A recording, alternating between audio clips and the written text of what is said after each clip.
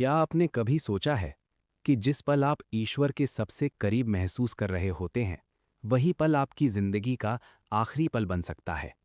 क्या आपने कभी ये महसूस किया है कि भक्ति में डूबे हुए इंसान को इस बात का जरा भी अंदाजा नहीं होता कि अगले कुछ सेकंड में उसकी दुनिया पूरी तरह बदलने वाली है?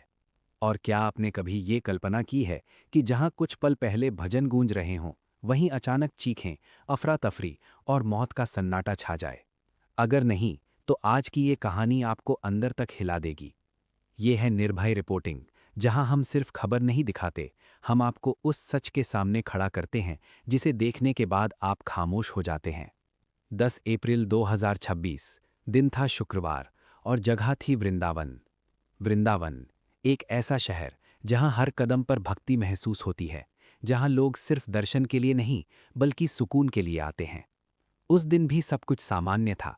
घाटों पर भीड़ थी, यमुना किनारे लोग बैठकर पूजा कर रहे थे।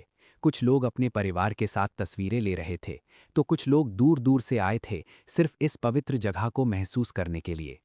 इसी भीड़ में पंजाब से आया एक बड़ा श्रद्धालुओं का समूह भी शामिल था। लुधियाना, मोगा, मुक्तसर और आसपास के इलाकों से आए ये लोग करीब 130 से 150 की संख्या में थे। कई परिवार, बच्चे, बुजुर्ग, दोस्त, रिश्तेदार, हर किसी के चेहरे पर खुशी थी। किसी ने नई जगह देखने का सपना पूरा किया था, तो किसी ने भगवान से मनौती मांगी थी। ये सिर्फ एक यात्रा नहीं थी, ये उनके विश्वास का हिस्सा थी। सुबह से लेकर दोपहर तक उन्होंने मंदिरों में दर्शन किए, भजन सुने, प्रसाद लिया। और फिर शाम होते होते उन्होंने एक फैसला लिया। एक ऐसा फैसला जो उनकी जिंदगी का आखिरी फैसला साबित हुआ। चलो, बोटिंग करते हैं। यमुना नदी। यमुना नदी, शांत दिखने वाली लेकिन अंदर से बेहद गहरी। नदी के किनारे खड़े होकर लोगों को नाव में घूमते देख उनका भी मन हुआ। इतनी बड़ी संख्या होने की वजह से 2 नावें किराए पर ली गईं। लोग हंसते हुए, मजाक करते हुए नाव में चढ़ने लगे।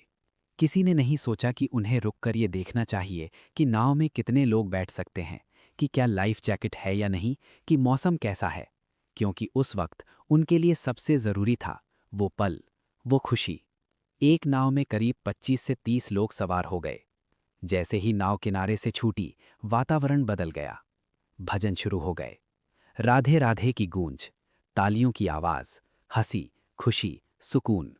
कुछ लोग वीडियो बना रहे थे, वही वीडियो जो बाद में वायरल हुआ। उस वीडियो में लोग मुस्कुरा रहे थे, गाते हुए नजर आ रहे थे।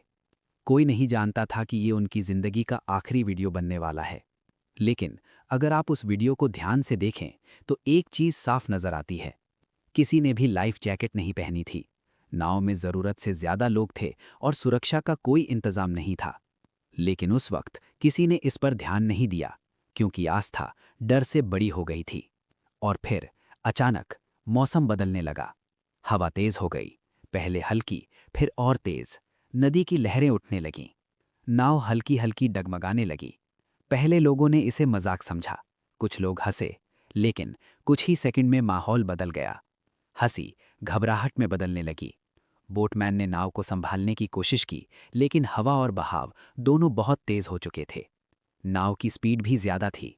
और तभी सामने आया एक पॉन्टून ब्रिज, लोहे का बना हुआ, जिसका कुछ हिस्सा अभी भी नदी में मौजूद था। शायद उसे हटाया जा रहा था, लेकिन पूरी तरह हटाया नहीं गया था। और फिर अगले ही पल एक जोरदार टक्कर, धड़ाम। नाव सीधे ब्रिज से टकराई और संतुलन खो बैठी। और फिर 1 सेकंड, बस 1 सेकंड, और सब खत्म। नाव पलट गई। जो लोग कुछ सेकंड पहले भजन गा रहे थे, वे अब पानी में थे। गहरे, ठंडे, बहते हुए पानी में। चारों तरफ चीखें, बचाओ, बचाओ। लोग एक दूसरे को पकड़ने की कोशिश कर रहे थे। कुछ लोग तैर रहे थे, कुछ लोग डूब रहे थे, कुछ लोग मदद के लिए चिल्ला रहे थे। लेकिन वहां कोई नहीं था जो तुरंत उन्हें बचा सके। जो तैरना जानते थे, उन्होंने खुद को बचाने की कोशिश की, लेकिन भारी कपड़े, तेज बहाव और घबराहट सब कुछ मुश्किल बना रहा था। जो तैरना नहीं जानते थे, उनके लिए ये एक डरावना सपना नहीं, बल्कि सच्चाई बन चुका था। किनारे पर खड़े लोगों ने जब ये देखा, तो वहां हड़कंप मच गया। लोग भागते हुए आए। किसी ने पुलिस को फोन किया, किसी ने वीडियो बनाना शुरू किया। कुछ लोग पानी में कूद गए बचाने के लिए। रेस्क्यू ऑपरेशन शुरू हुआ। स्थानीय गोताखोर सबसे पहले पहुंचे। फिर धीरे धीरे एनडीआरएफ, एसडीआरएफ, पुलिस सब मौके पर पहुंच गए। हर कोई बस एक ही कोशिश कर रहा था, ज्यादा से ज्यादा लोगों को जिंदा निकाला जाए। कुछ लोगों को बचा लिया गया, उन्हें तुरंत अस्पताल ले जाया गया। लेकिन हर किसी की किस्मत इतनी मजबूत नहीं थी। इस हादसे में 10 लोगों की जान चली गई, कई लोग घायल हुए और कुछ अब भी लापता थे। किनारे पर खड़े परिवार बस रो रहे थे। किसी की माँ, किसी का बेटा, किसी की पत्नी, सब कुछ एक पल में खत्म हो गया। जो लोग सुबह हंसते हुए निकले थे, अब उनके घरों में सन्नाटा था। फोन की घंटियां अब खुशी नहीं, दुख लेकर आ रही थीं। जब ये खबर पंजाब पहुंची तो वहां भी मातम छा गया।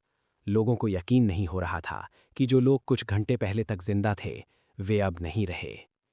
अब सवाल उठता है, आखिर जिम्मेदार कौन है? क्या ये सिर्फ एक हादसा था या फिर ये एक लापरवाही थी? जांच में जो बातें सामने आईं, उन्होंने कई सवाल खड़े कर दिए। नाव में ओवरलोडिंग थी, लाइफ जैकेट नहीं थी, मौसम खराब हो रहा था, फिर भी नाव चलाई गई। बोटमैन ने स्पीड कम क्यों नहीं की? प्रशासन ने सुरक्षा का ध्यान क्यों नहीं रखा? पॉन्टून ब्रिज को पूरी तरह हटाया क्यों नहीं गया? क्या ये सिस्टम की गलती थी या लोगों की या दोनों की? सच जो भी हो, लेकिन एक बात साफ है, अगर थोड़ी सी सावधानी बढ़ती जाती तो शायद इतनी जानें नहीं जाती। ये घटना हम सभी के लिए एक चेतावनी है कि आस्था जरूरी है, लेकिन सुरक्षा उससे भी ज्यादा जरूरी है। क्योंकि भगवान पर विश्वास रखना अच्छा है, लेकिन अपनी जान की जिम्मेदारी भी हमारी खुद की होती है। जब भी आप कहीं जाएं, खासकर ऐसी जगह जहां जोखिम हो सकता है, तो नियमों का पालन जरूर करें। लाइफ जैकेट पहनें, ओवरलोडिंग से बचें और अगर कुछ गलत लगे तो मना करें। क्योंकि एक छोटा सा फैसला आपकी जिंदगी बचा सकता है और एक छोटी सी गलती सब कुछ खत्म कर सकती है। अब आप बताइए, आपके हिसाब से इस हादसे में सबसे बड़ी गलती किसकी थी? क्या ये सिर्फ एक दुर्घटना थी या फिर किसी की लापरवाही? कमेंट करके अपनी राय जरूर बताएं और अगर आप चाहते हैं कि ऐसी सच्ची और दिल को झकझोर देने वाली खबरें आप तक सबसे पहले पहुंचें, तो चैनल निर्भय रिपोर्टिंग को लाइक, शेयर और सब्सक्राइब जरूर करें। क्योंकि यहाँ हम सिर्फ खबर नहीं दिखाते, हम सच दिखाते हैं।